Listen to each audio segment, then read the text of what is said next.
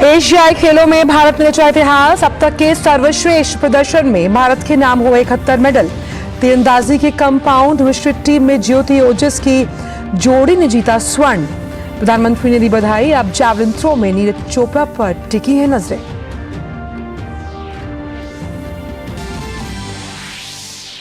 भारतीय वायुसेना के पास अब होगा तेजस का नया संस्करण। आज बेंगलुरु में HAL कंपनी वायुसेना को सौंपेगी तेजस का ट्रेनर वर्जन। रक्षा राज्य मंत्री और एयर चीफ मार्शल रहेंगे मौजूद।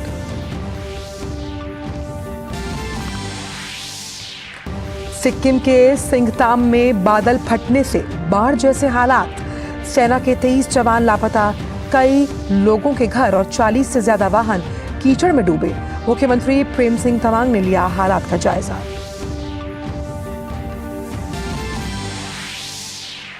शराब नीति घोटाले में आम आदमी पार्टी के सांसद संजय सिंह के घर ईडी का छापा। दिल्ली स्थित सरकारी आवास पर तलाशी जारी।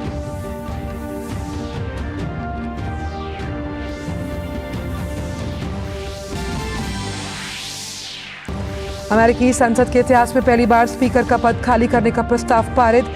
पद से बेदखल किए गए रिपब्लिकन पार्टी के केविन मैककार्थी। अब नए स्पीकर का होगा चुनाव।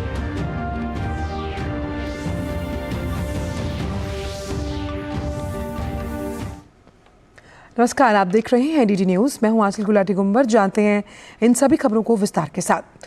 उत्तरी सिक्किम के लोहनक झील के ऊपर अचानक बादल फटने से सिंगतम में तीस्ता नदी के में अचानक बाढ़ आ गई और घाटी में कुछ सैन्य प्रतिष्ठान प्रभावित हुए हैं। इस दौरान सेना के 23 जवान जो है उनके लापता होने की भी खबर आ रही है।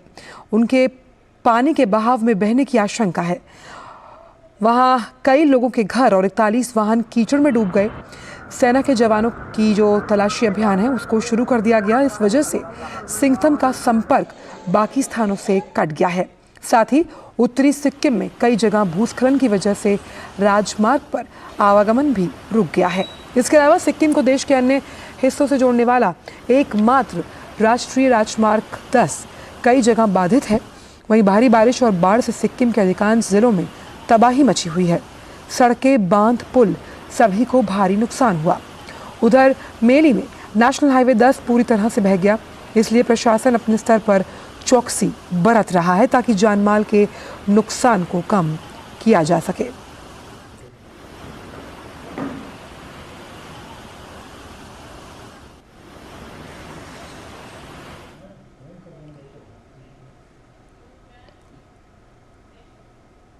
खबर जम्मू कश्मीर से, जहां के राजौरी के कालाकोट इलाके में सुरक्षा बलों का तलाशी अभियान जारी है। सुरक्षा बलों को कुछ अज्ञात व्यक्तियों की आवाजाही के बारे में विशेष खुफिया जानकारी मिलने के बाद कालाकोट क्षेत्र में अभियान शुरू किया गया था।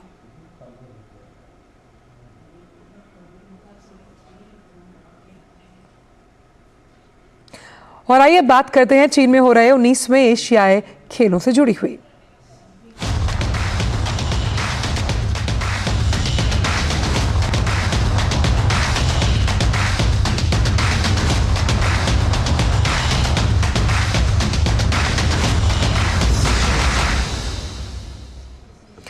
तो भारत ने एशियाई खेलों में अपने सबसे अधिक पदक जीतने के रिकॉर्ड को तोड़ दिया।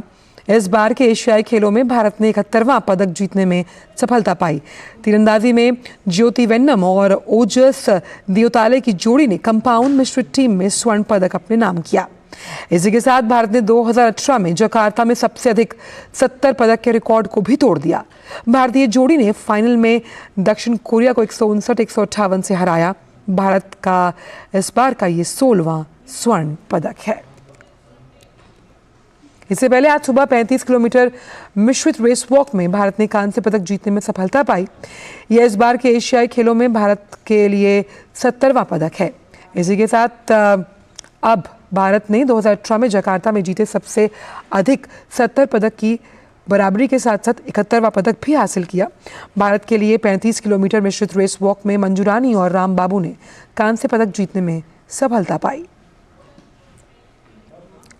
स्क्वाश में भारत का पदक पक्का हो गया।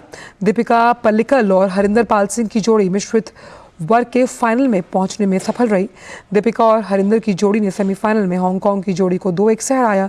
भारतीय जोड़ी ने पहला गेम गंवाने के बाद वापसी की और अगले दोनों गेम जीतकर मैच को 7-11, 11-7, 11-9 से अपने नाम किया।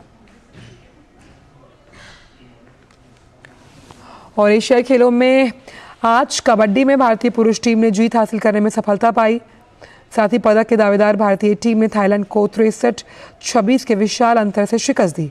अगले ग्रुप मुकाबले में भारत का सामना कल चीनी ताइपे से है। एशियाई खेलों में भारतीय एथलीट अपने हुनर से देश का गौरव बढ़ा रहे हैं। देश के लिए पदक जीतने वाले इन खिलाड़ियों की राह उतनी आसान नहीं होती। एक खिलाड़ी के लिए और उसके पीछे उसके पूरे परिवार की मेहनत होती है। ऐसी ही कहानी है प्रीति लांबा की, जिन्होंने 3000 मीटर स्टीपल चेज में कांस्य पदक जीता। आइए सुनते हैं उनकी जुबानी। मेडल की चमक से आ रही ये मुस्कुराहट पूरे देश को गर्व से भर देती है। 19वें एशियन गेम्स में एक नाम प्रीति लांबा का है। प्रीति ने 3000 मीटर स्टीपल चेज में कांस्य पदक जीतकर एशियन गेम्स में पदक जीतने के सपने को पूरा किया। हालांकि प्रीति के लिए इस सफर को तय करना आसान नहीं था। पिता पेट्रोल पंप में कार्यरत हैं। ऐसे में खेल की दुनिया में आगे बढ़ना इस खिलाड़ी के लिए बड़ी चुनौती थी। पापा मेरे खुद सुबह सुबह ट्रेनिंग करवाते, फिर पेट्रोल पंप पे नौकरी करते, शाम को जल्दी आते, फिर मेरी ट्रेनिंग करवाते सर के साथ जाके। मेरी फैमिली बहुत सपोर्ट किया है सर मुझे। मतलब मेरे पापा का आज मुझे अपने लिए इतनी खुशी नहीं है कि मैंने मेडल जीता है। मुझे खुशी इस चीज़ की है कि मेरे पापा का सपना था कि वो आज मैंने पूरा कर दिया। और मुझे पता वो सोएंगे भी नहीं आज पता नहीं आज बैठ कर रो ही रहे होंगे, अभी तक रो रहे होंगे। हालांकि वर्तमान समय में देश में जिस तरह से खेलों को लेकर माहौल में बड़ा बदलाव आया है, इसके लिए प्रीति पीएम मोदी की खेलों को लेकर व्यापक दृष्टिकोण को धन्यवाद देना नहीं भूलती। कि हमारे देश के प्रधानमंत्री ना बहुत ज्यादा मतलब स्पोर्ट्स में बहुत ज्यादा इंटरेस्टेड है, बहुत ज्यादा। और वो बच्चों को बहुत ज्यादा मोटिवेट करते हैं कि वो बोलते हैं कि मतलब बेटी बचाओ बेटी बढ़ाओ। तो उनका खुद का ये नारा है। अभी आपने देखा होगा कि बहुत सारी लड़कियों ने बहुत मेडल जीते हैं। तो सर का ये नारा भी सच्ची हो रहा है। ये लड़कियां भी प्रूफ कर रही है ये चीजें कि आप बेटी बचाओगे तभी तो आप बेटी को घर से आगे मतलब घर से निकालोगे तभी तो बेटियां कुछ करेंगी। प्रीति अब यहाँ से आगे की ओर देख रही हैं। उनके मुताबिक उनका ये मेडल आलोचकों को बड़ा जवाब है। सफलता का ये अध्याय इस खिलाड़ी को मानसिक तौर पर मजबूत बना गया है, जिसके पीछे इस खिलाड़ी की मेहनत और एक बेहतरीन खेल इंफ्रास्ट्रक्चर का होना है। तो वाकई प्रीति जैसे कई चेहरे देश में मौजूद हैं जो अपनी प्रतिभा से खुद को लगातार आगे बढ़ा रहे हैं। इनके सामने चुनौतियां तो कई हैं, लेकिन अब क्योंकि देश में एक बेहतरीन खेल इंफ्रास्ट्रक्चर है और बेहतरीन तरीके से खिलाड़ियों को मांझा जा रहा है, उनकी हर जरूरतों को पूरा किया जा रहा है और साथ ही साथ उनके सामने जो दिक्कतें हैं उनको भी देख और समझकर दूर किया जा रहा है, जिसके चलते अब इनके लिए रास्ते जो हैं वो खेलों में आगे बढ़ने के लिए काफी आसान हो चले हैं। हांगजू से मैं गौरव कुमार, डीडी न्यूज के लिए। पारिवारिक मुश्किलों को पीछे छोड़ और सामाजिक बेड़ियों को तोड़कर देश के लिए भाला फेंक में एशियन गेम्स से स्वर्ण पदक की तस्वीर को सच करने वाली अनु रानी का अगला लक्ष्य पेरिस ओलंपिक में देश के लिए पदक जीतना है। अन्नू के मुताबिक इस कामयाबी में उनकी मेहनत तो है ही, लेकिन सबसे बड़ी बात है ज़मीनी स्तर पर उपलब्ध सुविधाएं। उनसे खास बात की हांगजू में मौजूद हमारे संवाददाता गौरव कुमार ने। एशियन गेम्स में जैवलिन थ्रो में अनु रानी ने पहली बार गोल्ड मेडल हासिल किया है और ये गोल्ड मेडल जीतने वाली खिलाड़ी हमारे साथ है। अनु, हमने पूरे मुकाबले को देखा, जिस तरह से फाइट आपके और श्रीलंकन एथलीट के बीच चल रही थी। आपने एक बार पहले 61 मीटर का थ्रो किया था, उसके बाद श्रीलंकन ने भी 61 मीटर का थ्रो किया था। तो उस दरमियान क्या कुछ दिलो दिमाग में चल रहा था? किस तरह से आप अपने आप के स्टेमिना को बना कर रखा था आपने, और क्या कुछ उस वक्त अंदर से फीलिंग चल रही थी आपके? उस टाइम जैसे मेरा एक थ्रो अच्छा था, उसके बाद उसने भी काफ़ी अच्छा किया, तो मुझे था कि हाँ मैं फर्स्ट पे चल रही हूँ, पर उसका थ्रो देखा काफ़ी अच्छा था, तो मैंने भी खुद को बूस्ट किया कि नहीं मुझे मतलब अच्छा करना है। और मैं मतलब आज सोच के आई थी कि मुझे कुछ भी हो जाए मुझे तो गोल्ड लेके जाना, क्योंकि ये गोल्ड मेडल मैंने अभी प्लेयर्स के पास देखा था तो मुझे इतना सुंदर लग रहा था, तो मैं मतलब कल से ही वो सोच रही थी कि मुझे तो यही गोल्ड मेडल चाहिए और मैं इसको ही लेके जाऊँगी। अनु, जिस तरह की यहाँ पे कंडीशंस थी, हमने देखा कि क्योंकि काफ़ी ज़्यादा मौसम बादलों से भी घिरा था, बीच बीच में बूंदाबांदी भी हो रही थी, तो इन सब के बीच में क्या दिमाग में कभी ऐसा भी आ रहा था कि आपको क्या रनअप लेना है, क्या स्पीड रखनी है, इन सब चीज़ों पे भी कहीं दिमाग जा रहा था, या सीधे अपने लक्ष्य पे था कि नहीं मुझे पूरा फोकस है आज केवल मेडल पे ही?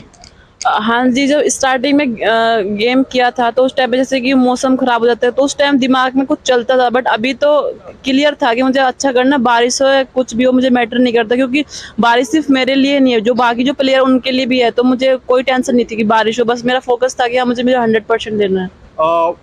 विश्व एथलेटिक्स चैंपियनशिप में भी आप पार्टिसिपेट कर चुकी हैं, वहाँ से लेकर के अब यहाँ का जो सफ़र रहा है गोल्ड मेडल का, इसको कैसे देखती हैं?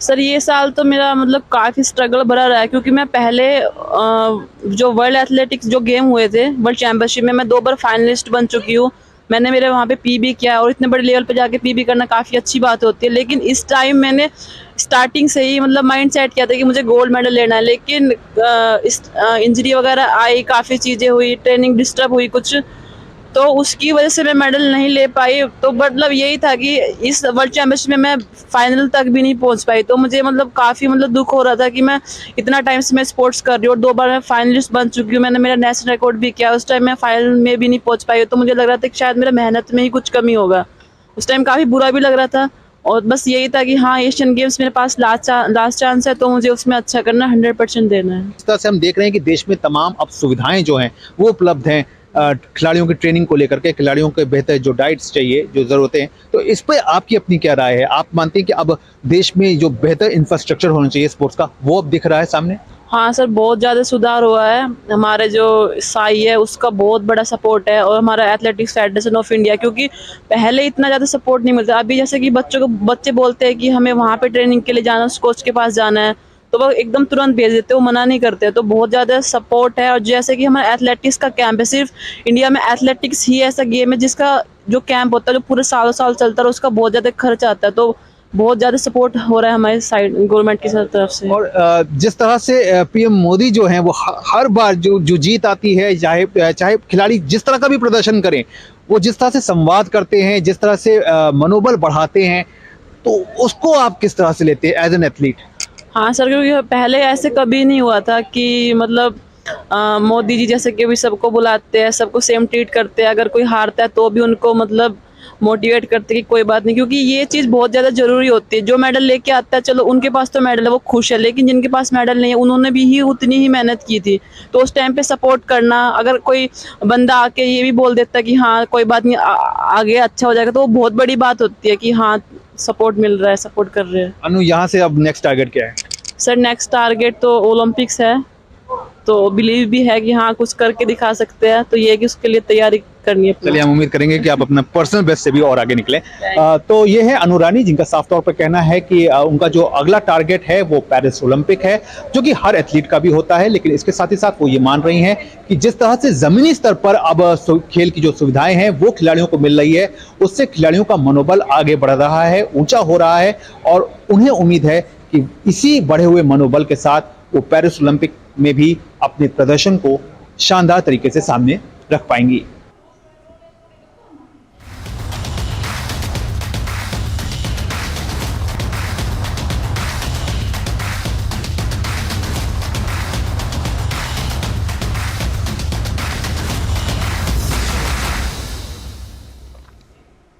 और अब बात वर्ल्ड कप क्रिकेट की। भारत में होने वाले क्रिकेट विश्व कप को लेकर दीवानगी 7वें आसमान पर है।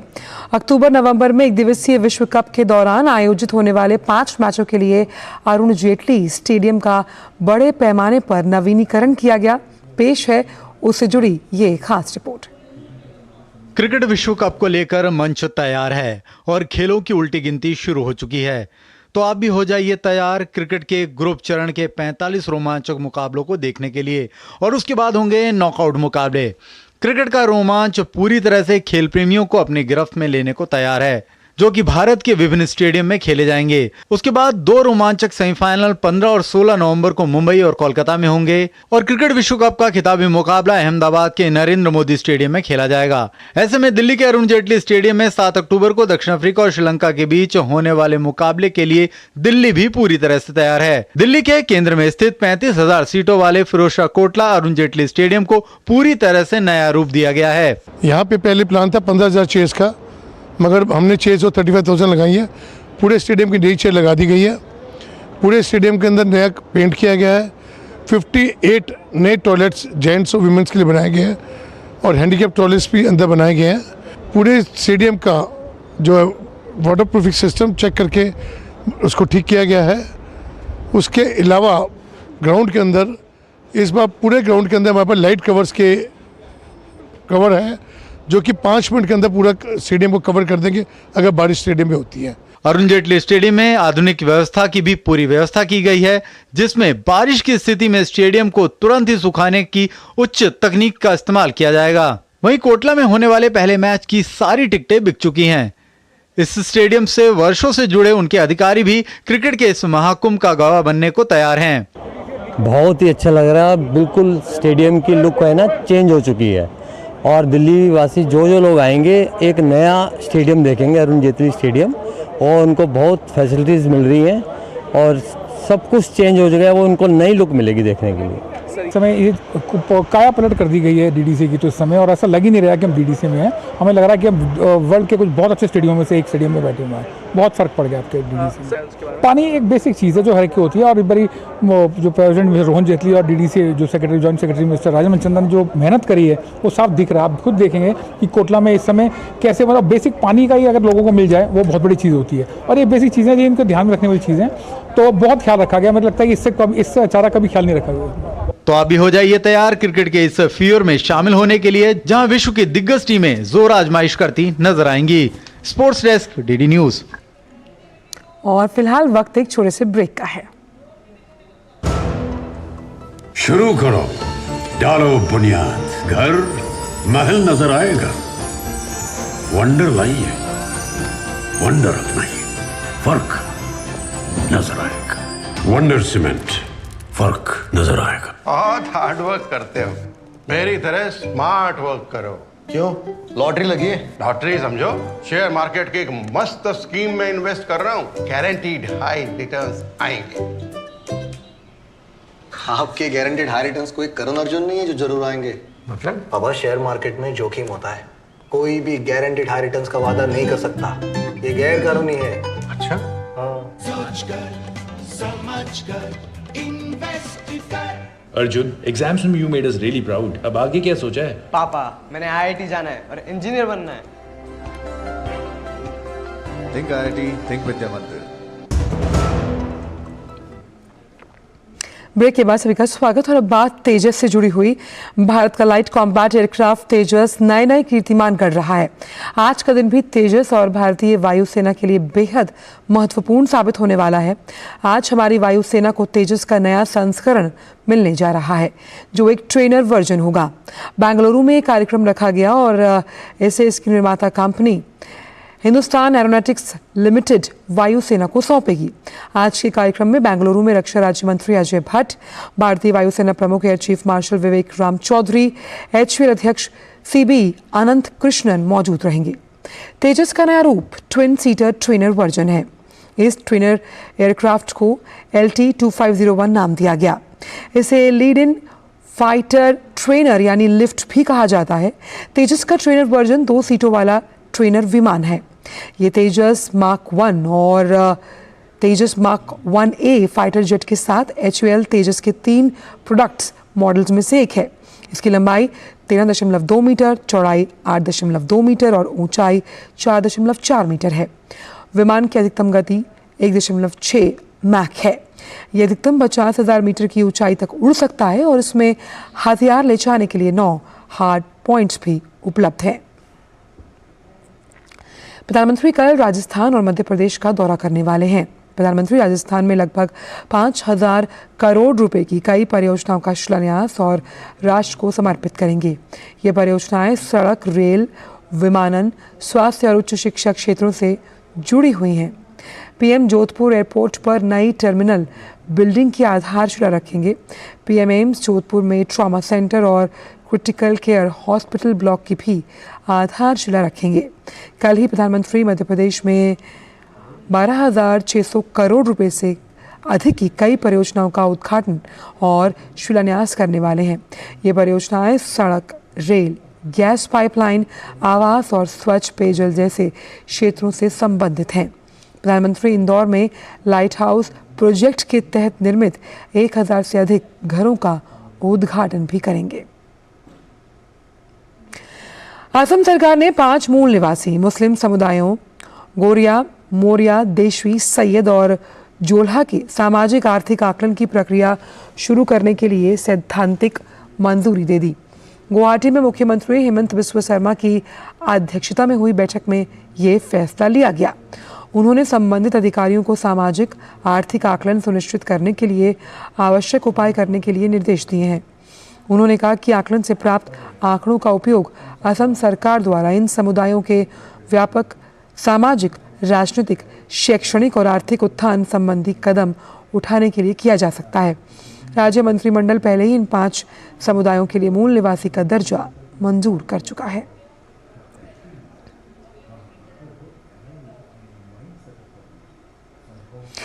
केंद्र सरकार ने त्रिपुरा के 2 विद्रोही गुटों national liberation front of Tripura और ऑल त्रिपुरा टाइगर फोर्स पर 5 साल का प्रतिबंध लगा दिया। ये प्रतिबंध दोनों समूहों के सहयोगी संगठनों पर भी लागू होगा। इन पर देश की संप्रभुता और एकता के खिलाफ गतिविधियों में शामिल होने का आरोप है। गृह मंत्रालय ने अधिसूचना जारी कर कहा कि NLFT और ATTF का उद्देश्य भारत से अलग कर त्रिपुरा को अलग राष्ट्र बनाना है। इसके लिए ये गुट कई साल से अन्य संगठनों की सहायता से सशस्त्र विद्रोह कर रहे हैं और त्रिपुरा के लोगों को उकसा भी रहे हैं। केंद्र सरकार का मानना है कि दोनों गुट विध्वंसक और हिंसक गतिविधियों में शामिल हैं और अपने उद्देश्य की पूर्ति के लिए आतंक फैला रहे हैं। ये दोनों गुट नागरिकों और सुरक्षा बलों के जवानों की हत्या में शामिल रहे हैं। इसके साथ ही ये कारोबारियों, व्यापारियों और जनता से वसूली भी करते आए हैं। ये दोनों गुट देश की संप्रभुता और एकता के लिए खतरा है। दोनों गुटों के लिए इनके सहयोगी संगठनों पर गैर कानूनी गतिविधियों अधिनियम 1967 की धारा 3 के तहत कार्रवाई की गई। खबर आम आदमी पार्टी से जुड़ी हुई, जिसके राज्यसभा सांसद संजय सिंह के घर आज सुबह ईडी की टीम पहुंची। ये छापेमारी संजय सिंह के दिल्ली वाले घर में हो रही है। ये तलाशी आबकारी नीति केस के सिलसिले में हो रही है और आबकारी नीति केस की चार्जशीट में संजय सिंह का भी नाम है। इससे पहले 24 मई को इस केस के सिलसिले में संजय सिंह के करीबियों के यहाँ ईडी ने छापा मारा था। इस मामले में दिल्ली बीजेपी ने कहा कि अब मुख्यमंत्री अरविंद केजरीवाल और उनके कट्टर ईमानदार नेताओं के चेहरे बेनकाब होंगे। दिल्ली के शराब घोटाले में आम आदमी पार्टी के सांसद संजय सिंह के यहां आज जांच एजेंसी ने रेड की है। इस शराब घोटाले में अरविंद केजरीवाल और उनके कट्टर ईमानदार सभी नेताओं, इन सबके चेहरे अब बेनकाब हो रहे हैं। दिल्ली की जनता को इन्होंने लूटा है और इस शराब घोटाले की आड़ में करोड़ों रुपए कमाए हैं। इस चार्जशीट में पहले से संजय सिंह का नाम था। आप सांसद संजय सिंह के आवास पर ईडी की छापेमारी पर भाजपा नेता मनजिंदर सिंह सिरसा का मानना है कि शराब घोटाला मामले में संजय सिंह का नाम लगातार आ रहा था। शराब घोटाला में संजय सिंह की मुख्य भूमिका थी। यही वजह है कि हमेशा वो कहते थे कि ईडी मेरे घर पर भी छापेमारी करेगी। संजय सिंह पहले दिन से ही शराब घोटाले के में मुख्य तौर पर धारा में थे। मुख्य तौर पर उनका रोल था। यही कारण था कि वो बार बार कहते थे कि देखना ईडी मेरे को अरेस्ट करेगी, देखना ईडी मेरे पे रेड करेगी, क्योंकि चोर की दाढ़ी में तिनका उनको तो खुद को पता था कि जो मैंने काम किया हुआ है वो तो आना है सामने। अब आप 2% से 12% कमीशन करेंगे, वो भी बिचौलियों की, और फिर उनसे अंडर टेबल करोड़ों रुपया लेंगे, एक एक आदमी से 100-100 करोड़ रुपया लेंगे और सरकार को हजारों करोड़ रुपए का नुकसान होगा और प्राइवेट लोगों को 10 महीनों में ही 2-2 हज़ार 3-3 हज़ार करोड़ रुपए का एक एक आदमी को लाभ होगा। न्यूज़ क्लिक मामले में प्रबीर पुरकायस्थ और अमित चक्रवर्ती को 7 दिन की पुलिस रिमांड पर भेज दिया गया। प्रबीर पुरकायस्थ वेबसाइट के संस्थापक हैं, जबकि अमित चक्रवर्ती HR प्रमुख। 3 अक्टूबर की रात दिल्ली पुलिस की स्पेशल सेल ने इन पर विदेशों से अवैध फंडिंग लेने के आरोप में गिरफ्तारी की। कल सुबह इस सिलसिले में 30 से ज़्यादा लोकेशंस पर छापे मारे गए। जिन लोगों से पूछताछ की गई उसमें उर्मिलेश, ओनिंद्यो चक्रवर्ती, आबिसार शर्मा, परंजय गुहा ठाकुरदा के साथ साथ इतिहासकार सुहेल हाशमी भी शामिल हैं। लेकिन इन सभी के करीब 6 घंटे की पूछताछ के बाद इन्हें छोड़ दिया गया।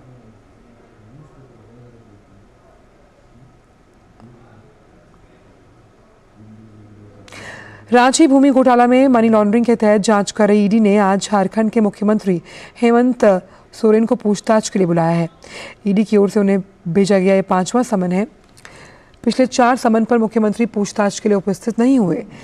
5वें समन पर भी सीएम के ईडी कार्यालय जाने की संभावना कम है।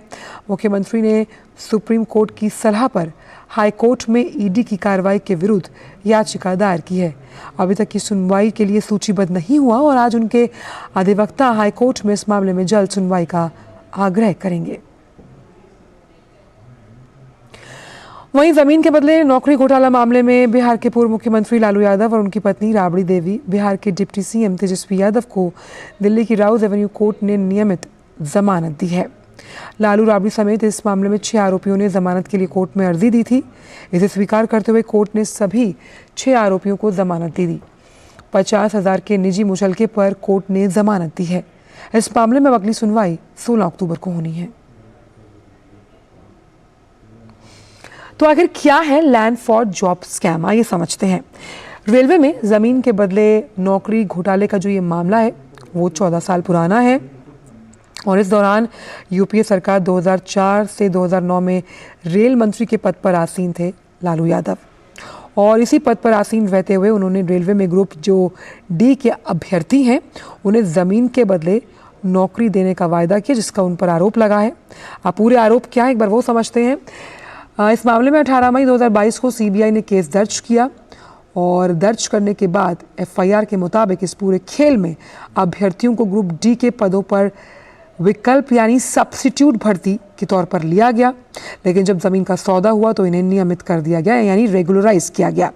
सीबीआई के मुताबिक रेलवे में भर्ती के लिए ना कोई विज्ञापन निकाला गया, ना ही नोटिफिकेशन जारी किया गया था। जमीन और नौकरी का खेल क्या है जरा उस पर भी एक निगाह डालते हैं।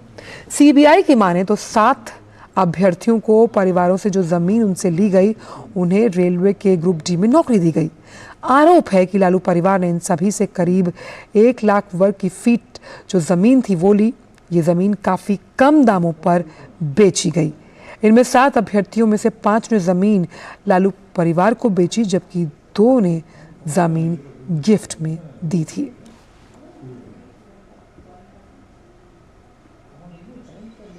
खबर वाराणसी से, जहां के ज्ञानवापी परिसर से जुड़ी याचिकाओं पर आज इलाहाबाद हाईकोर्ट में सुनवाई होनी है। इस मामले में दोपहर बाद सुनवाई होने की उम्मीद है। ज्ञानवापी विवाद से जुड़े 5 याचिकाओं पर इलाहाबाद हाईकोर्ट एक साथ सुनवाई कर रहा है।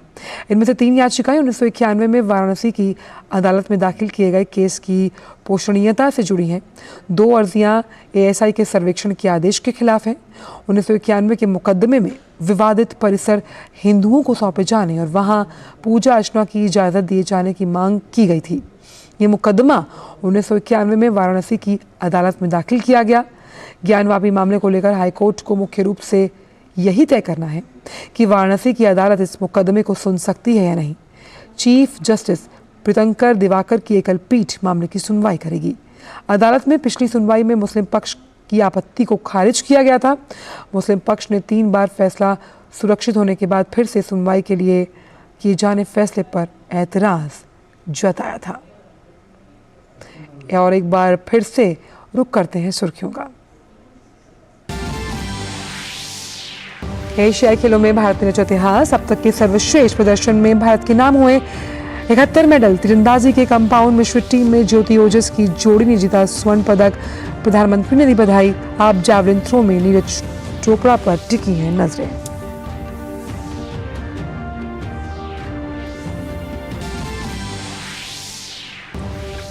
भारतीय वायुसेना के पास अब होगा तेजस का नया संस्करण। आज बेंगलुरु में HAL कंपनी वायुसेना को सौंपेगी तेजस का ट्रेनर वर्जन। रक्षा राज्य मंत्री और एयर चीफ मार्शल रहेंगे मौजूद।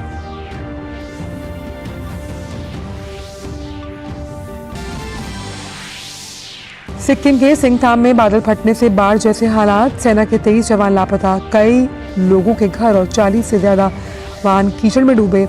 मुख्यमंत्री प्रेम सिंह तमांग ने लिया हालात का जायजा।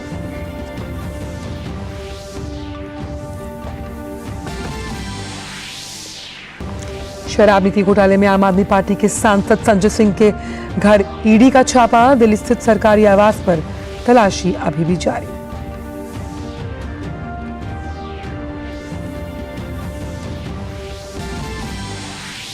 अंतर्राष्ट्रीय खबरों में अमेरिकी संसद के इतिहास में पहली बार स्पीकर का पद खाली करने का प्रस्ताव पारित। पद से बेदखल किए गए रिपब्लिकन पार्टी के केविन मैककार्थी।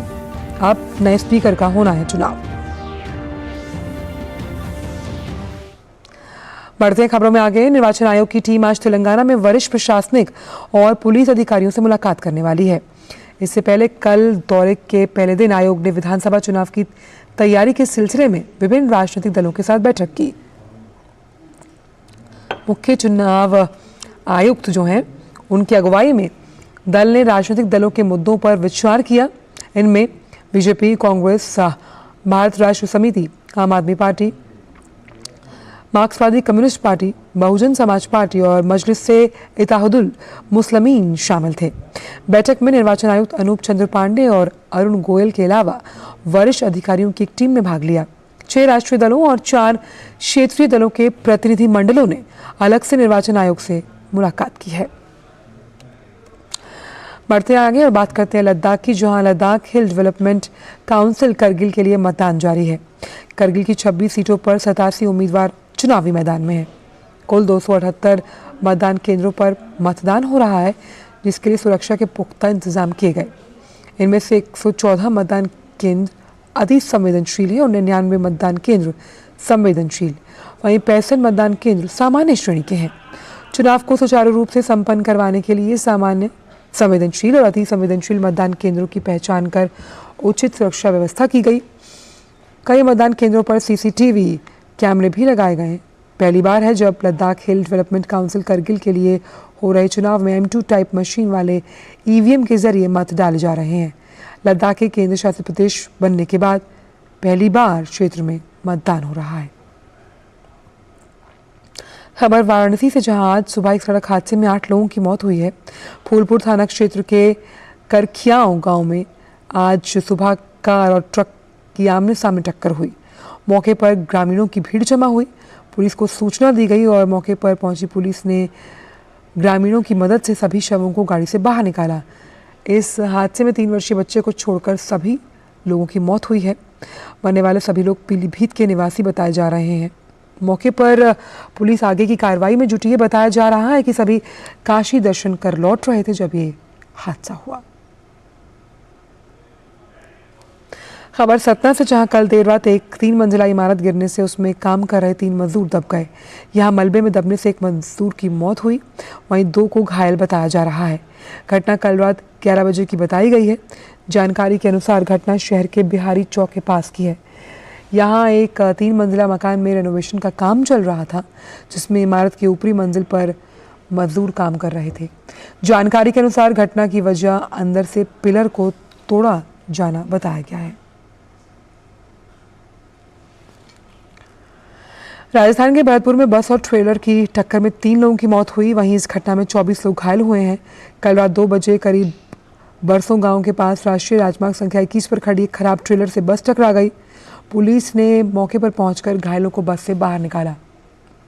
चालक और परिचालक की मौके पर ही मृत्यु हुई है और एक व्यक्ति इलाज के दौरान उसकी मृत्यु हुई। घायलों का इलाज नजदीक अस्पताल में चल रहा है।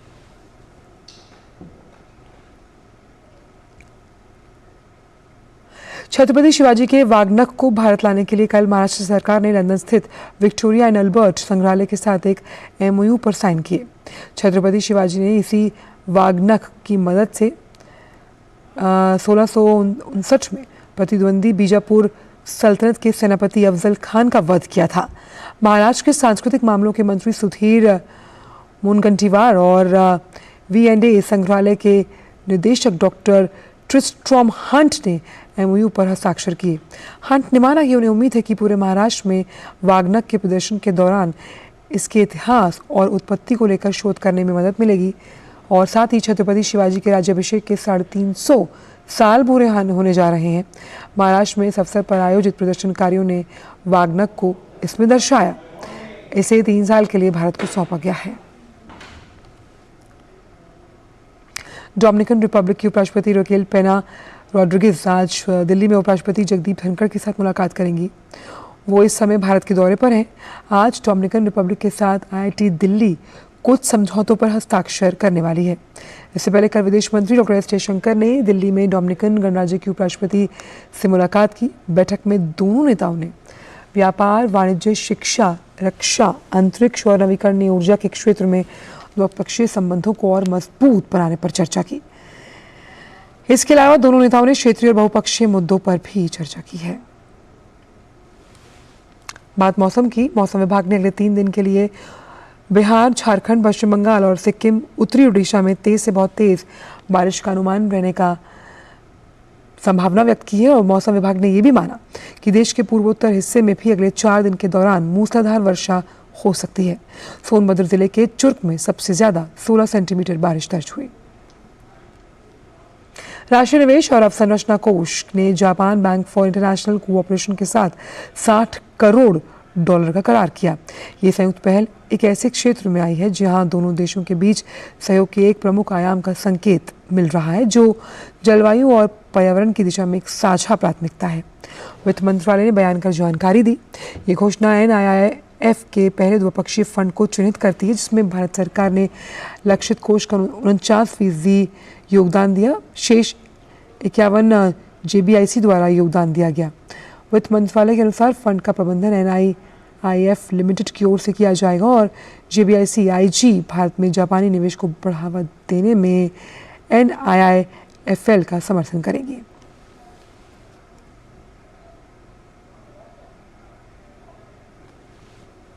एक नजर कारोबार जगत की प्रमुख खबरों पर। भारतीय रिजर्व बैंक के गवर्नर शक्तिकांत दास की अध्यक्षता वाली 6 सदस्यीय मौद्रिक नीति समिति की 3 दिवसीय बैठक आज से शुरू होकर 6 अक्टूबर तक चलेगी। बैठक के नतीजों का ऐलान 6 अक्टूबर को किया जाएगा। भारतीय रिजर्व बैंक इस हफ्ते होने वाली मौद्रिक नीति समीक्षा बैठक में प्रमुख नीतिगत दर यानी रेपो रेट को स्थिर रख सकता है। देश का कोयला उत्पादन सितंबर में करीब 16% बढ़कर 67 करोड़ टन रहा, जो 1 साल पहले इसी महीने में 58 करोड़ टन था। कोयला मंत्रालय के बयान में कहा गया है कि चालू वित्त वर्ष में सितंबर तक कुल कोयला उत्पादन 12% बढ़कर 428 मीट्रिक टन हो गया है, जो 1 साल पहले की समान अवधि में 382 मीट्रिक टन था। प्रधानमंत्री स्ट्रीट वेंडर्स आत्मनिर्भर निधि योजना पटरी कारोबारियों के कारोबार को आर्थिक संबल प्रदान करने में सफल साबित हो रही है। योजना ने पूरे देश में 50 लाख से ज्यादा स्ट्रीट वेंडर्स को फायदा पहुंचाकर एक महत्वपूर्ण कदम हासिल किया है। भारतीय रेल ने 2022-23 की पहली 2 तिमाही में 758 मीट्रिक टन माल ढुलाई का लक्ष्य हासिल कर लिया है, जो पिछले वर्ष की इसी अवधि की तुलना में लगभग 21 मीट्रिक टन की वृद्धि दर्शाता है। वहीं रेलवे की आय की बात करें तो रेलवे ने पिछले वर्ष की समान अवधि की तुलना में लगभग 2700 करोड़ रुपए अधिक की आय अर्जित की है। राष्ट्रीय कृषि एवं ग्रामीण विकास बैंक को बेसल 3 मानदंड लागू होने पर अप्रैल 2024 से अपनी बैलेंस शीट को दोगुना करने की गुंजाइश मिल सकेगी। वित्त वर्ष 2022-23 की वित्तीय रिपोर्ट के मुताबिक नाबार्ड की बैलेंस शीट का आकार पिछले 5 साल के दौरान 4 लाख करोड़ रुपए से बढ़कर 8 लाख करोड़ रुपए हो गया है। साल 2018 में इंफ्रास्ट्रक्चर का फाइनेंसिंग एंड कंस्ट्रक्शन कंपनी को सरकारी नियंत्रण में रखे जाने के 5 साल बाद IL&FS समूह ने करीब 35,000 करोड़ रुपए के कर्ज का प्लान कर लिया है। कर्ज भुगतान में चूक के बाद इसे सरकारी नियंत्रण में लाया गया था। बिरंची नारायण साहू ने भारतीय प्रतिभूति एवं विनिमय बोर्ड के कार्यकारी निदेशक के रूप में कार्यभार संभाल लिया है और वह वित्तीय जांच विभाग का कामकाज देखेंगे। इससे पहले साहू सेबी में मुख्य महाप्रबंधक थे और 1996 में इस नियामकीय संस्था में शामिल होने के बाद से उन्होंने कई पदों पर काम किया है। Tata steel, JSW steel, Hindalco और कोल इंडिया जैसी धातु और खनन कंपनियां हाल के महीनों में शेयर बाजार में बेहतरीन प्रदर्शन करने वाले क्षेत्रों में शामिल रही हैं। S&P BSE मेटल इंडेक्स पिछले 3 महीने में 13% बढ़ा है, जो व्यापक बाजार से बेहतर प्रदर्शन करते हुए पिछले साल 29% बढ़ा है। गौतम अडानी की अडानी समूह की फ्लैगशिप कंपनी अडानी एंटरप्राइजेस के लिए अच्छी खबर है। अबू धाबी की इंटरनेशनल होल्डिंग कंपनी ने अडानी समूह की अडानी एंटरप्राइजेस में अपनी हिस्सेदारी को बढ़ाकर 5% से ज्यादा कर लिया है। जम्मू कश्मीर के कठुआ जिले के 100 साल से अधिक पुराने पारंपरिक शिल्प बसोहली पश्मीना को भौगोलिक संकेतक का दर्जा मिला है। बसोहली पश्मीना हाथ से काता गया उत्पाद है, जो अत्यधिक कोमलता, सुंदरता और हल्के वजन के लिए जाना जाता है। भारतीय रिजर्व बैंक ने कहा है कि सरकार के लिए कोर बैंकिंग समाधान ई-कुबेर 31 मार्च 2024 को रविवार के दिन भी चालू रहेगा। महालेखा नियंत्रक ने यह सुझाव दिया है कि 31 मार्च को वित्त वर्ष का अंतिम दिन होने के सभी तरह के सरकारी लेन देन के लिए ई-कुबेर का सक्रिय रहना जरूरी है। इस बिंदु को ध्यान में रखते हुए ई-कुबेर को 31 मार्च 2024 को भी चालू रखने का फैसला किया गया है। Bureau report, DD news. सेवा पखवाड़ा के दौरान 70,000 से अधिक लोगों ने अंगदान के लिए रजिस्ट्रेशन कराया। इस दौरान केंद्रीय स्वास्थ्य मंत्री डॉक्टर मनसुख मांडविया ने भी अंगदान के लिए रजिस्ट्रेशन कराया है। सेवा पखवाड़ा के दौरान चले आयुष्मान भव अभियान के तहत देश भर में 2,70,000 आयुष्मान मेले का आयोजन किया गया, जहां 1,60 लाख से ज्यादा लोग आए। पेश है हमारे संवाददाता नितेंद्र सिंह की एक खास रिपोर्ट। देश में अंगदान के प्रति लोगों में जागरूकता बढ़ी है। सेवा पखवाड़ा के दौरान महज 15 दिनों में 70,000 से अधिक लोगों ने अंगदान के लिए पंजीकरण कराकर इसे साबित भी किया है। इस दौरान केंद्रीय स्वास्थ्य मंत्री डॉक्टर मनसुख मांडविया ने भी अंगदान के लिए पंजीकरण कराया है। सेवा पखवाड़ा के दौरान चले आयुष्मान भव अभियान के तहत देश भर में 2,70,000 आयुष्मान मेले का आयोजन किया गया, जहां 1,60 लाख से ज्यादा लोग आए। 17 सितंबर से 2 अक्टूबर तक 15 दिनों तक आयुष्मान भव अभियान के तहत स्वास्थ्य सुविधा आपके द्वार के जरिए स्वास्थ्य मंत्रालय की ओर से देश को आयुष्मान बनाने के लिए जो अभियान चलाया गया, उसमें सफलता मिली है। 13 सितंबर को राष्ट्रपति ने आयुष्मान भव अभियान की शुरुआत की थी। इस दौरान 1,16,00,000 लोगों को मुफ्त में दवा दी गई, 20 लाख टेली कंसल्टेशन किया गया, 80,000 से ज्यादा सर्जरी प्लान की गई, जिसमें 30,000 सर्जरी भी हो गई। 1,54,00,000 लोगों की जीवन शैली से जुड़े मुद्दों पर काउंसलिंग की गई। 5 लाख से ज्यादा गर्भवती महिलाओं और 8 लाख से ज्यादा बच्चों का टीकाकरण किया गया। आयुष्मान मेले के दौरान 64 लाख आयुष्मान कार्ड और 1,13,00,000 आभा आई पोर्टल के जरिए बनाए गए। इस दौरान 1 लाख से ज्यादा आयुष्मान सभा का भी आयोजन किया गया। यही नहीं, आयुष्मान भारत अभियान को सफल बनाने और जमीनी स्तर पर हो रहे कामों को देखने के लिए स्वास्थ्य मंत्रालय के संयुक्त सचिव राज्यों का दौरा भी कर रहे हैं। Nitendra Singh, DD news, Delhi. मध्य प्रदेश के 7 शहरों को स्मार्ट सिटी में शामिल किया गया था। सभी शहरों ने अपने प्रदर्शन से सभी को चौंकाया है। राज्यों की बात करें तो मध्य प्रदेश को स्मार्ट सिटी मिशन में पहला पुरस्कार मिला। राज्य के smart city mission director Bharat Yadav से बात की है हमारे सहयोगी धीरज कुमार ने। आइए सुनते हैं। इंदौर शहर में हो रहे स्मार्ट सिटी कॉन्क्लेव पर बात करने के लिए हमारे साथ मौजूद हैं स्मार्ट सिटी डायरेक्टर। सर, सबसे पहले जो स्मार्ट शहर की जो चुनौती है, क्या क्या चुनौती होती है? हमारे मध्य प्रदेश की भी 7 स्मार्ट सिटीज़ हैं, जिनमें बहुत सारे प्रोजेक्ट अधिकांश जगह पूरे हो गए हैं, कुछ जगह काम चल रहा है। उसमें फोकस इसी चीज़ पे है कि आधुनिक तकनीकी का प्रयोग करके कैसे हम अपने शहर की यातायात है, वहाँ की जो पेयजल व्यवस्था है, वहाँ की सीवरेज सिस्टम है, वहाँ का ट्रांसपोर्ट सिस्टम है, वहाँ का नॉन मेट्रोराइज्ड जो ट्रांसपोर्ट सिस्टम है, उसको बेहतर हम कैसे कर पाएँ। बढ़ती हुई आबादी की जो बात कर रही है, जिसको कि हम अर्बन फ्यूचर कह रहे हैं, उसके बारे में आप क्या कहना चाहेंगे? देखिए, अर्बनाइजेशन तो बढ़ेगा ही, हमें उसके लिए तैयार होना पड़ेगा। पहले से वो एरियाज़ आइडेंटिफाई करने पड़ेंगे, एमिनिटीज़ को आइडेंटिफाई करना पड़ेगा, प्लानिंग पहले से डिसाइड करनी पड़ेगी, कहाँ पे सड़कें रहेंगी, कहाँ पे अन्य व्यवस्थाओं के लिए ज़मीन रहेगी। जो मास्टर प्लानिंग होती है उसको जोनल और नीचे ले जाके उसकी प्लानिंग माइक्रो लेवल प्लानिंग करनी पड़ेगी। मध्य प्रदेश की बात कर ले तो यहाँ पे सर कितने स्मार्ट सिटीज़ आपने बनाया है और क्या क्या ऐसी चीज़ें को हम काउंट करें जिसके जरिए समझा जाए कि ये शहर के लिए बहुत बढ़िया हुआ है। मध्य प्रदेश में 7 स्मार्ट सिटीज़ हैं, 3 चरणों में 7 स्मार्ट सिटीज़ ली गई। भोपाल, इंदौर, ग्वालियर, जबलपुर, सागर, सतना, ये हमारी स्मार्ट सिटीज़ ली गई। और इन स्मार्ट सिटीज़ में मतलब अलग अलग चीज़ें ली गई, कुछ चीज़ें कॉमन ली गई, जैसे कि कंट्रोल कमांड सेंटर है वो सभी स्मार्ट सिटी में लिया गया, जिसमें सारी सर्विसेज की मॉनिटरिंग इंटीग्रेशन उससे हो रहा है और सर्विसेज का इंटीग्रेशन पे काम चल रहा है। इसी तरह से intelligent transit movement system ITMS हमारे शहरों में लिया गया। इंदौर में केवल अभी उसका शुभारंभ होना है, बाकी शहरों में वो चालू है, जिसमें कि जो भी ट्रैफिक रूल्स का वायोलेशन होता है तो उसमें वो कैमरे जो हमारे लगे हुए हैं चौराहे पे वो पकड़ते हैं और उसमें फ़ाइन लगता है और उससे एक डिसिप्लिन ट्रैफिक मैनेजमेंट जो है सिस्टम हुआ है। बाकी सभी शहरों ने एरिया बेस्ड डेवलपमेंट और पेन सिटी डेवलपमेंट के तहत अलग अलग काम किए हैं। ये थे हमारे साथ state mission director smart city mission Bharat Yadav ji, जिन्होंने बताया कि कैसे जो स्मार्ट सिटी मिशन के जरिए मध्य प्रदेश शहर के 7 शहरों को बसाया गया है। कैमरामैन मोहित विके के साथ धीरज कुमार, DD न्यूज़, इंदौर। और इंदौर में आयोजित इंडिया स्मार्ट सिटीज़ अवार्ड 2022 में राजस्थान शहर को एक कैटेगरी में अवार्ड दिया गया, जबकि राज्य के उदयपुर शहर को smart city north zone category में प्रथम स्थान मिला। शहर को मिली कामयाबी पर उदयपुर स्मार्ट सिटी के CEO अपर्णा गुप्ता से भी बात की है हमारे सहयोगी धीरज कुमार ने। स्मार्ट सिटी मिशन के जरिए शहरों को स्वच्छ सुंदर बनाया गया है। वैसा ही एक शहर राजस्थान का उदयपुर है और इस मुद्दे पर बात करने के लिए हमारे साथ उदयपुर की CEO अपर्णा गुप्ता जी हैं। स्मार्ट सिटी मिशन के तहत उदयपुर को जोनल सिटी अवार्ड में प्रथम प्राइज से भी नवाजा गया है।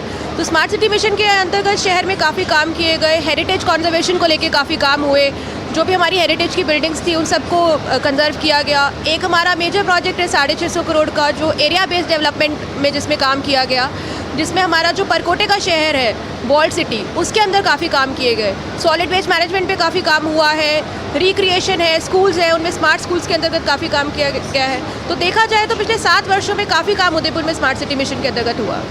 अन्य अगर हम बात करें, जो उदयपुर वैसे भी एक ऐसा शहर है जहाँ पे कि टूरिस्ट जाते हैं, पर्यटकों की आवाजाही हमेशा बने रहते हैं। कितना चुनौतीपूर्ण रहता है एक शहर को स्मार्ट बनाना? चुनौतियाँ देखिए आती हैं, जैसे हमारा जो एरिया बेस्ड डेवलपमेंट का काम है वो पुराने शहर के अंदर का काम है, ओल्ड सिटी। तो वहाँ पे तंग गलियाँ हैं, वहाँ पे मशीनों को ले जाने में भी चुनौतियाँ आती हैं, त्योहार रहते हैं, टूरिस्ट का आना जाना रहता है। तो उन सब चुनौतियों के बीच में काम करवाना, लोगों की साझेदारी करवाना कि लोग उस प्रोजेक्ट में शामिल हों, इन सब चुनौतियों के साथ ही शहर में काम हो पाता है। उदयपुर अगर हम शहर की बात करें, कितनी लागत आपने वहाँ लगाई है और क्या क्या परियोजनाएं हैं वहाँ पे? उदयपुर में हम काफ़ी स्पीड से काम कर चुके हैं। तो जो 1000 करोड़ का स्मार्ट सिटी मिशन का प्रोजेक्ट है गवर्नमेंट ऑफ इंडिया का, उसमें से लगभग 910 करोड़ का कार्य उदयपुर में समाप्त हो चुका है। अर्बन फ्यूचर, लोगों का जो भविष्य होगा वो शहरों में होगा, क्या तैयारी है, क्या कहेंगे इसके बारे में? नहीं, ये बहुत ही विशेष टॉपिक है, बहुत ज़रूरी है, क्योंकि अर्बन फ्यूचर होने वाला ही है। तो जैसे उदयपुर की हम बात करें, उदयपुर जो शहर है वो विस्तार कर रहा है। अभी जो पहले 10 साल पहले जो शहर था उसे काफ़ी ज़्यादा विस्तार करके अर्बन इम्प्रूवमेंट ट्रस्ट के अंतर्गत आ गया है। वहाँ पे कूड़ा की समस्या आ रही है। तो उन सब चीज़ों को लेते हुए कार्य इस तरीके से किया गया है कि आने वाले 10-15 साल तक भी जो भी यूटिलिटीज़ की रिक्वायरमेंट रहेगी, सॉलिड वेस्ट मैनेजमेंट की रिक्वायरमेंट रहेगी, उन रिक्वायरमेंट्स को शहर पूर्ति कर पाए। आने वाला जो कल है, आने वाला जो भविष्य है वो शहर का होगा, क्योंकि शहर की आबादी बढ़ती जा रही है। जाहिर सी बात है, शहर को कैसे सुंदर आदमी के रहने लायक बनाया जाए, इसके तमाम प्रयास स्मार्ट सिटी शहर में किए जा रहे हैं। कैमरामैन मोहित उके के साथ धीरज कुमार, DD न्यूज़। और अब बात पेंशन से जुड़ी हुई। ऐसे में जब कुछ लोग पुरानी पेंशन स्कीम को फिर से बहाल करने की बात कर रहे हैं और इसको लेकर बहस हो रही है, RBI के साथ पेंशन निधि विनियामक और विकास प्राधिकरण यानी PFRDA का भी कहना है कि पुरानी पेंशन व्यवस्था को लागू करने से केंद्र सरकार का खर्च 4.5 गुना और बढ़ जाएगा। साथ ही पुरानी योजना देश के सतत विकास के लिए भी सही नहीं है। पेंशन निधि विनियामक और विकास प्राधिकरण यानी PFRDA का साफ तौर पर कहना है कि पुरानी पेंशन स्कीम को लागू करने से कहीं न कहीं सरकार पर वित्तीय बोझ काफी बढ़ जाएगा। PFRDA का ये भी कहना है कि पुरानी स्कीम राज्यों की वित्तीय सेहत के लिए भी ठीक नहीं है और ये अनसस्टेनेबल है। DD न्यूज के साथ एक विशेष साक्षात्कार में PFRDA के चेयरमैन ने ये बातें कही। ऑन एन एवरेज 4.5 गुना खर्चा होगा। देखिए APS के लिए और NPS के लिए अभी थोड़ा कंट्रीब्यूट करना पड़ता है स्टेट गवर्नमेंट को, क्योंकि वो फ्यूचर के लिए है जी। सो ये कंट्रीब्यूटरी पेंशन स्कीम है जिसको हम बोल रहे कि डिफाइंड कंट्रीब्यूशन है। RBI के आंकड़े आए, ये बता रहे कि 4.5 गुना खर्चा बढ़ जाएंगे। सो इससे चलते हुए जो पेंशन का स्ट्रेस स्टेट फाइनेंस में बहुत ज़्यादा होगा।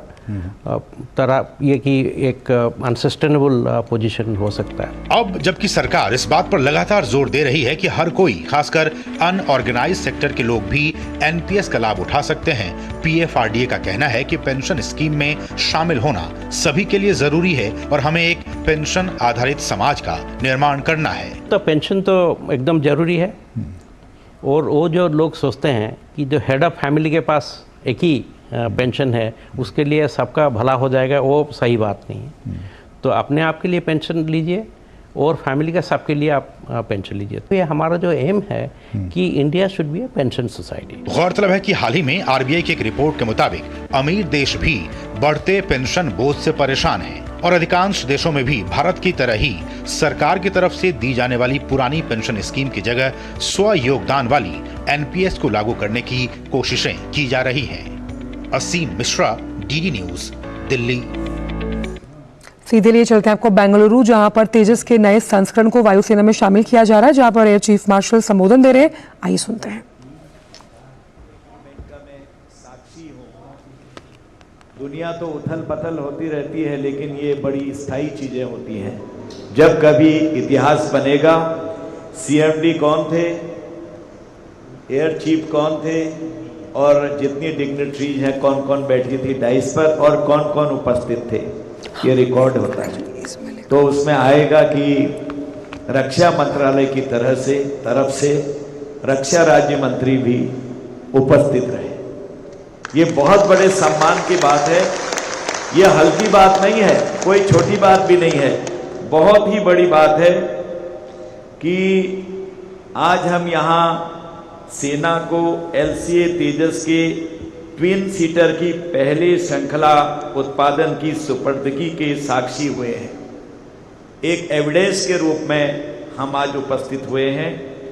यह एक ऐसी महत्वपूर्ण उपलब्धि है जो हमारे स्वदेशी एरोस्पेस उद्योग के कौशल को दर्शाते हुए राष्ट्रीय सुरक्षा की दृष्टि से आत्मनिर्भरता के प्रति हमारी प्रतिबद्धता की पुष्टि भी करती है। आप सब जानते हैं, एक समय ये था कि हम दूसरे लोगों पर डिपेंड होते थे और ये निश्चित जानिए, चाहे कोई प्रतिष्ठान हो, चाहे परिवार हो या कोई दुकान मान लीजिए, अगर मैनेजमेंट ठीक नहीं होगा, चाहे परिवार हो, तो वो परिवार डगमगा जाते हैं और बिखर भी जाते हैं। तो जिस तरह का मैनेजमेंट हमने आत्मनिर्भरता के लिए किया, आपने कई बार सुना होगा कि कंकड़ तोड़ने वाले का बेटा, बेलचा लगाने वाले का बेटा, मजदूरी करने वाले का बेटा IAS निकल गया। और कई बार आपने सुना होगा बहुत गरीब के बेटे ने इस साल के CDS टेस्ट को पास किया है, जो पास हो गया है, हिमांशु पांडे। पिता गरीब थे लेकिन पीढ़ियां सुधर गई, वो भी इंडिजिनस होके आत्मनिर्भर होके पैरों पर खड़े हो गए। जब IAS के बनने के बाद, मैं नाम लेना उचित नहीं समझता हूं, रिक्शा चलाने वाले के बेटे आए तो एक से एक बड़ी जो कारें थी विदेशी, उनको लेकर उनको रिसीव करने के लिए आए। यार मेरी कार में बैठो, कम हियर, हम तुम्हें लेने आए हैं। तो उनके पिता बहुत पीछे चले गए कि जो हमें धमकाते थे, जिनके सामने हम कुछ है ही नहीं, मेरा रिक्शा है मामूली 2-3 हज़ार का, और बेटी की शान में मैं कहीं से कमी नहीं लाना देना चाहता हूं, क्योंकि लोग कहेंगे रिक्शे वाले का बेटा है। लेकिन संस्कार क्या होते हैं जब इंडिजिनस होता, आत्मनिर्भर होता, संस्कार भी साथ चलते हैं। बेटी ने कहा पापा कहाँ गए, पिताजी कहाँ चले गए? तो कोई बगल में खड़ा था, उसने कहा वो पीछे है। तो उसने कहा अरे पापा इतने दूर क्यों खड़े हैं, आइए ना, यहाँ आइए। तो दोस्त समझ रहे थे कोई मेरी गाड़ी में बैठेगा, एक से एक बड़ी गाड़ियां लेके आए थे, करोड़ करोड़ 2-2 करोड़ की। उसने कहा okay friends, tomorrow we will meet, bye. पापा चलाइए, रिक्शे में बैठे और चल पड़े। इतनी मेहनत करी पापा ने, बेटे को IAS बनाया, आज दुनिया में नाम है, पीढ़ियां सुधर गई। इसलिए मैं आपको बधाई देना चाहता हूं, आप कर्मयोगी हैं, आप टेक्नोक्रेट हैं, आप विश्वकर्मा हैं। HAL ने जो मेहनत करी है, जब से HAL का जन्म हुआ है, उस इतिहास को देखिए, आज इतिहास बदल दिया है। अभी चौधरी साहब ने बताया कि हम कितने खरीदने जा रहे हैं हेलीकॉप्टर। इसलिए मैं हृदय से आप लोगों को बधाई देता हूं, और HAL के तमाम स्टाफ को, CMD साहब, आप और including all the staff of your, जितनी भी आपकी शाखाएं हैं, यहाँ हैं, लखनऊ है, या जहां जहां पर भी हैं, अन्य साउथ में हैं, कि आपने भी इतिहास बना दिया। जो माननीय प्रधानमंत्री जी चाहते थे कि हर क्षेत्र में हम आगे बढ़ें, इंडिजिनस हों, आज देखिए विश्व में क्या है, हमारी इज्जत कितनी बढ़ गई है। सब लोग भारत भारत मोदी मोदी बोलते हैं, आखिर क्यों? क्योंकि मैनेजमेंट इतना पुख्ता हो रहा है कि आप जानते हैं कोई क्षेत्र पीछे नहीं है। और आप सुन रहे थे रक्षा राज्य मंत्री अजय भट्ट को, जिन्होंने अपना संबोधन दिया, क्योंकि तेजस का जो नया संस्करण है उसे वायुसेना में शामिल किया गया। उससे पहले एयर चीफ मार्शल का भी संबोधन हुआ था, साफ तौर पर आत्मनिर्भर बनाने के लिए किस तरह से जो रक्षा क्षेत्र है उसमें नए आयाम गढ़े जा रहे हैं। आप देखिए कि HAL द्वारा निर्मित है तेजस का ये नया संस्करण, जो कि नया रूप ट्विन सीटेड ट्रेनर वर्जन है। इस ट्रेनर एयरक्राफ्ट को LT-2501 नाम दिया गया। इसे lead in fighter trainer lift भी कहते हैं, और तेजस का ये ट्रेनर वर्जन 2 सीटों वाला ट्रेनर विमान है। ये तेजस मार्क 1 और तेजस मार्क 1A फाइटर जेट के साथ HAL तेजस के 3 जो उत्पाद मॉडल्स हैं उनमें से एक है। लंबाई 3.2 मीटर, चौड़ाई 8.2 मीटर, ऊंचाई 4.4 मीटर। विमान की अधिकतम गति 1.6 मैक है, और ये 50,000 मीटर की ऊंचाई तक उड़ सकता है, और इसमें हथियार ले जाने के लिए 9 हार्ड पॉइंट्स भी शामिल हैं। तो ऐतिहासिक पल जब तेजस के नए संस्करण को शामिल किया गया है वायुसेना में। और फिलहाल समाचारों में इतना ही, दीजिए इजाजत, नमस्कार।